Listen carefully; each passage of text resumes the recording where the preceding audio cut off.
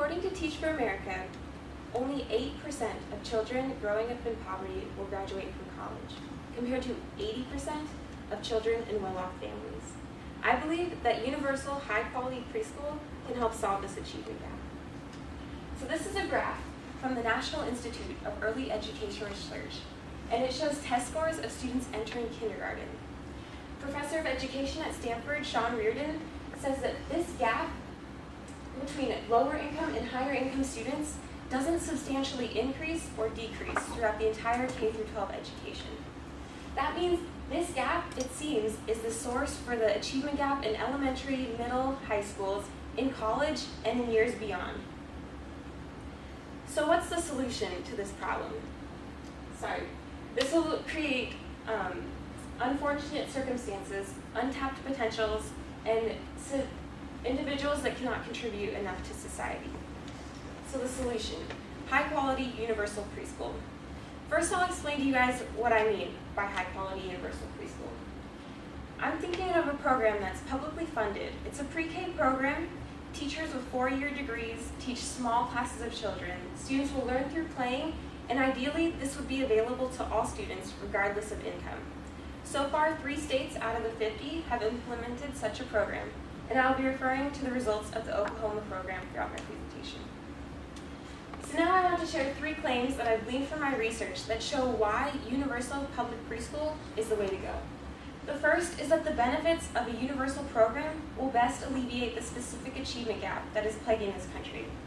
Second, the long-term benefits of a universal program are statistically significant in the Oklahoma program that we see running today. And third, classrooms of preschoolers will be most effective with a wide variety of students, of income levels, and of achievement levels.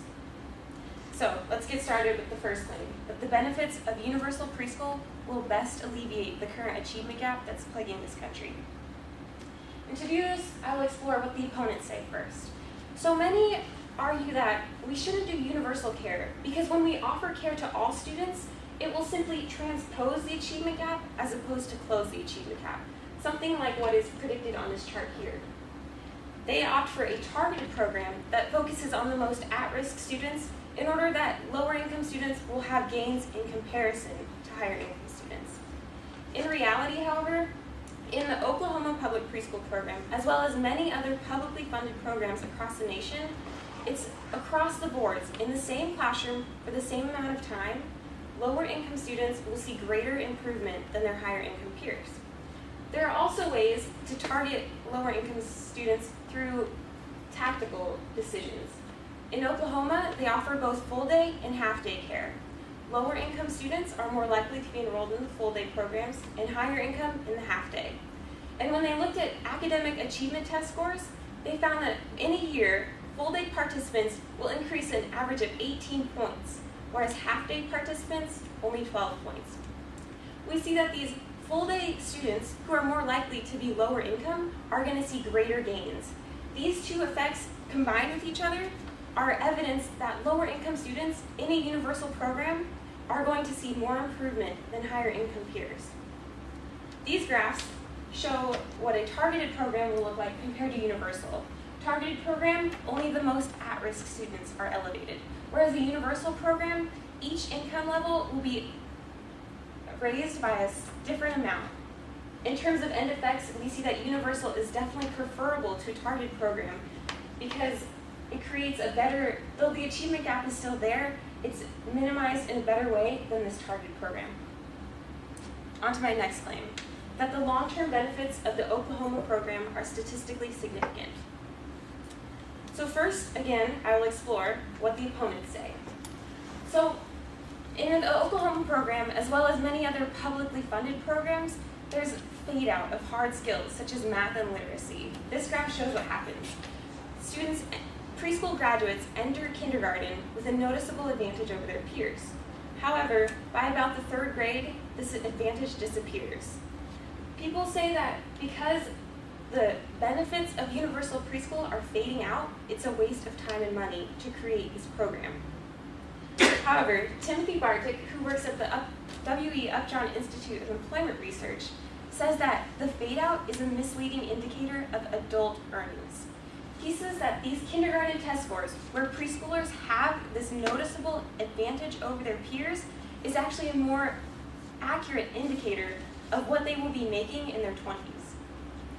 So, he says this because the preschoolers in the Oklahoma program, statistically, they find that they end up making more money than their peers. And James Heckman, professor of economics at University of Chicago, believes this might be due to soft skills being taught rather than hard skills. Soft skills such as social skills like self-confidence and the ability to deal with authority figures are the key takeaways, he believes, that students will gain in preschool. And these skills are more important than any math skills that students will gain in preschool. So he says that essentially we don't have to worry about this fade out, that the soft skills that kids are learning in preschool is enough to make the program beneficial. And the results prove the same. On to my last claim, that preschool classrooms are most effective with a wide variety of students. So one more time, I'll talk about what the opponents say. They cite this statistic that 80% of higher income students already have access to early childhood education programs they can afford. So they're saying, well, if these kids already have access, why are we spending all this money and time to create another program for them? Shouldn't we just focus on students that don't have access? Raj Chetty, a professor of economics at Harvard, studied the effects of class quality on adult earnings. What's class quality? So it's an average of a characteristic of the average test scores of a classroom of students, subtracting that student that you're looking at. So essentially, it's who else is in the room with this student. And what he found in terms of the effects of class quality was that when class quality, meaning the students around an individual, not any increase in teacher quality, not any more time in the classroom, simply who this child is surrounded by, when that relates to a 1 percentile increase of that student's test score, it directly relates to an average of $73 increase in their adult earnings. $73 may not sound like a whole bunch in terms of income, that usually falls in the tens of thousands, but the fact that such a strong relationship exists between who is sitting at the desk next to a student and what they will be making in their 20s, that shows the importance of class quality. A classroom of all struggling low-income students is definitely not going to be able to see the same class quality and therefore benefits as a class of universal kids with all mixed incomes, all mixed achievement levels. And there we go.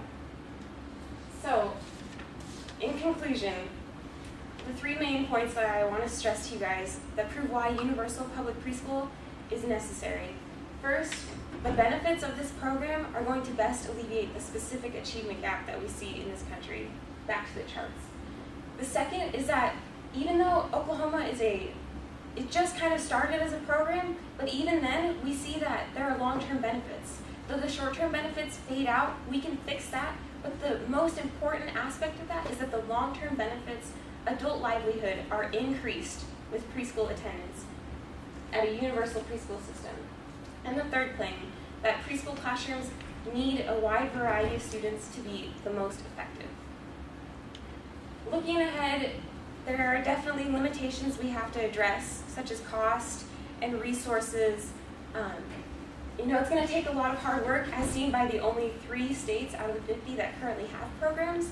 And maybe we don't start right away with universal. Maybe we pick on communities to get their targeted programs up and running. Those targeted programs come in to make a statewide targeted program, and from there we escalate to universal.